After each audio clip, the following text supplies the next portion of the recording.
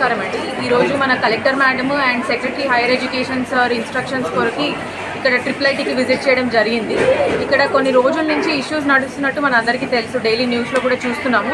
So దానిలో facts ఎన్ని ఉన్నాయి, ఇక్కడ ఎలా ఉంది సిచ్యువేషన్ అనేది క్లియర్గా వీ వెంట అరౌండ్ అన్ని food related, campus related, food courts related ఇలాంటి అన్నీ చేయడం జరిగింది. ఒకసారి క్యాంపస్ చూసుకున్న తర్వాత స్టూడెంట్స్తోని కాన్ఫరెన్స్ హాల్లో కూడా ఒకసారి వాళ్ళ ఇష్యూస్ ఏమున్నాయి అవి తెలుసుకోవడం కోసం వీ ఇంటరాక్టెడ్ విత్ దెమ్. వాళ్ళతో ఇంటరాక్ట్ అయినప్పుడు కూడా వాళ్ళకి ఎలాంటి ఇంటిమిడేషన్స్, భయాలు లేకుండా ఓన్లీ మేము వాళ్ళతోనే ఇంటరాక్ట్ అయ్యాము. అందరినీ ఫ్యాకల్టీని, ఇన్స్టిట్యూట్ వాళ్ళని సెపరేట్ చేసి. సో చాలా ఇష్యూస్ మాకు వచ్చాయి అండ్ ఇందులో చాలా వరకు most of them, all of them genuine issues కూడా ఉన్నాయి. కాకపోతే కొన్ని మేము ఇప్పటికిప్పుడు సాల్వ్ చేసే ఇష్యూస్ ఉన్నాయి, కొన్ని చేయలేనివి ఉన్నాయి.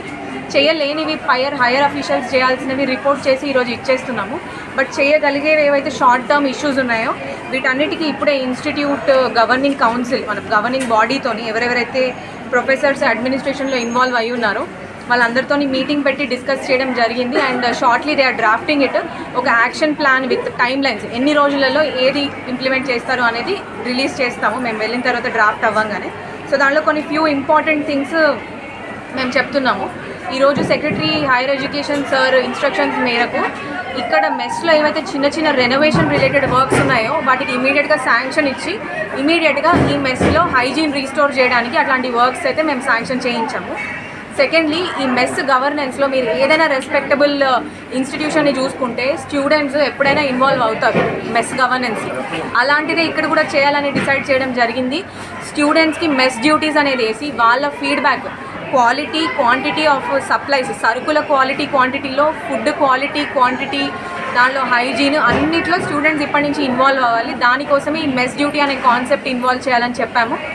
Faculty also agreed. అది తొందరలోనే దానికి గైడ్ లైన్స్ ఇచ్చి అది కూడా స్టార్ట్ చేసుకుంటారు. సెకండ్, ఈ ఫుడ్ సేఫ్టీ ఇన్స్పెక్టర్ అనేది ఇక్కడ లేదు. సో మన ఏలూరు జిల్లా ఫుడ్ సేఫ్టీ ఇన్స్పెక్టర్నే ఇక్కడికి ఫ్రీక్వెంట్గా విల్ బీ సెండింగ్ దెమ్. ఇక్కడ ఎట్లాంటి ఫుడ్ క్వాలిటీ వాడుతున్నారు, పురుగులు ఉన్నాయా, బ్యాక్టీరియా ఉందా, కంటామినేట్ అయి ఉందా, కుళ్ళిపోయిన వెజిటేబుల్స్ ఉన్నాయా, దీనిపైన ఫ్రీక్వెంట్గా శాంపుల్స్ తీసుకొని టెస్టింగ్ చేసి యాక్షన్, మన FSSAI యాక్ట్ కింద వీళ్ళపైన కేసెస్ కూడా బుక్ చేయడం జరుగుతుంది ఎవరైతే దీనికి రెస్పాన్సిబుల్ ఉన్నారో. సిమిలర్లీ ఈరోజు మేము చేసిన టెస్ట్లో మాకు చాలా వరకు దొరికాయి కుళ్ళిపోయిన vegetables and bad quality supplies. దాని అప్రోప్రియేట్ కేసెస్ ఆల్రెడీ బుక్ చేశాము.